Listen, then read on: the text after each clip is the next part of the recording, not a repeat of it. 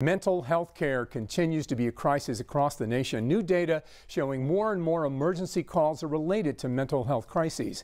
Channel 11's Rich Pierce found that police are making an effort to work side by side with mental health care experts when they respond.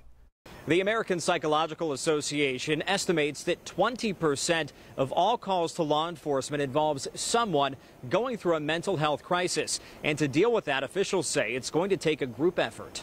It's very apparent that we, as the first responders, need to have a strong working relationship with our mental health providers. It's a bond Pittsburgh Police Assistant Chief Anna Kudrov says is much stronger than it was when she started in law enforcement nearly 40 years ago, when mental health training was minimal. And some videos that were notably out of date even then. Kudrov says it changed when a new training program took off in 2007.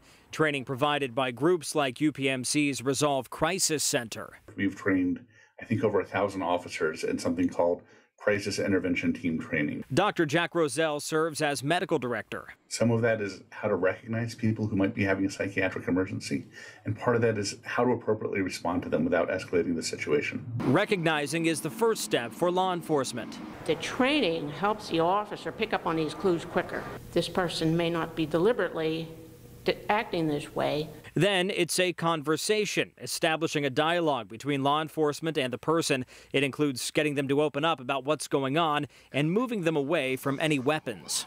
Slowly but surely surrounding them in a gentle way so that they can calm down. Just as important, not making things worse. Snapping to judgment, interrupting, forcing containment or control on them before it's necessary or appropriate would all be problematic interventions. As the first responders, we're engaging with people first, and we want to be able to do a better job. Roselle adds the need for services is only increasing. We have information on how you can reach his organization with this story on our WPXI News app. And coincidentally, Pittsburgh is going to be the spot for the National Crisis Intervention Training Conference later this month. Reporting in Pittsburgh tonight, Rich Pierce, Channel 11 News.